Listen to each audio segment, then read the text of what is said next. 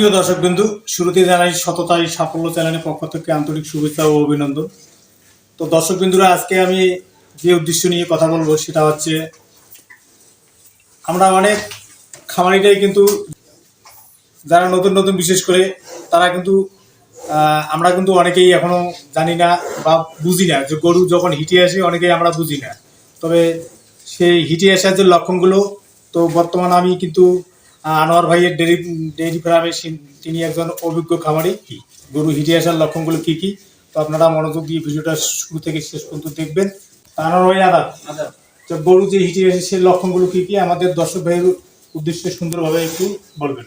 গরু হিটে আসার আপাতত কিছু লক্ষণ আছে, কয়েকটা সিমটম আছে। দর্শকেরা তো যদি না বোঝে এই সিমটম গুলো বোঝা যায় আর কি।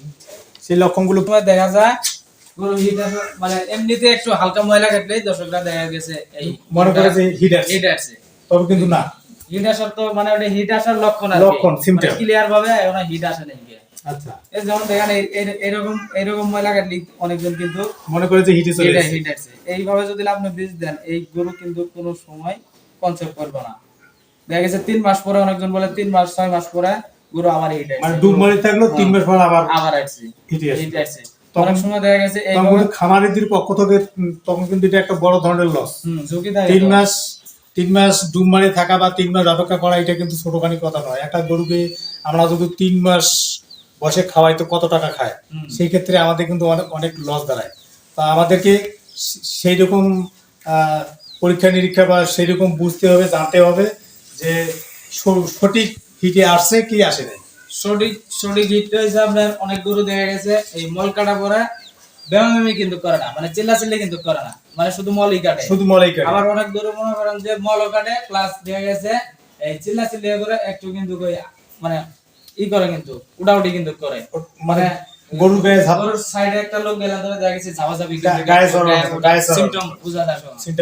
আবার অনেক গরু আছে, আর বিশেষ করে দেখবেন পিছনের এই জায়গাটা দেখবেন খোলা থাকবে, মানে হেড এলেন। যখন দর্শকবৃন্দু যখন পুরা হেডে চলে আসবে তখন অবশ্যই আপনারা দেখবেন যে জুনিটা একবারে খুলে যাবে। খোলা থাকবে, এই জুনিটা একবারে খুলে যাবে, তখন আমরা অবশ্যই বুঝে নেব যে গরু কিন্তু পুরা হেডে চলে এসেছে। তখন কিন্তু আমরা ভালো ডাক্তার, একটা এআই কর্মী দ্বারা সুন্দরভাবে সেটা বীজ দিয়ে নেব। আর ডাক্তারও খুব অভিজ্ঞ ডাক্তার হতে হবে, যাতে একবারই কনসেপ্ট করে সেই রকম অভিজ্ঞ ডাক্তার দ্বারা অবশ্যই আমরা বীজ সংগ্রহ করব। তা আর কি কি কারণ থাকতে পারে? আর দেখা গেছে আপনার অনেক গরু দেখা গেছে ওই চিল্লাচিল্লিও করে না, আর ওই লাফালাফিও কিন্তু করে না, স্টপ ভাবে থাকে। কিন্তু ওই সময় দেখা লাগবে আমার ওই পিছনটা খোলা আছে নাকি।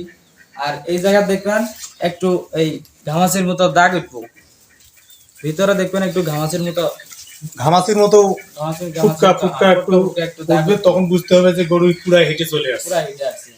এই হচ্ছে গরু হিটে আসার লক্ষণ। তো তা আনোয়ার ভাই, আরো কোনো কারণ থাকতে পারে? না, এই গরু এই কয়েকটা সিমটম আর কি। তো দর্শক বন্ধু, আমরা এই সিমটম গুলো যদি একটু লক্ষ্য করি তাইলে আমরা কিন্তু সহজেই বুঝতে পারবো যে গরু হিটে আসছে কি আসে নাই।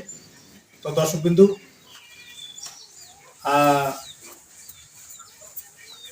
বিন্দু আজকের মতো এটুকুই। নেক্সটে আবার নতুন ভিডিও নিয়ে দেখা হবে, ততক্ষণ ভালো থাকবেন। ধন্যবাদ।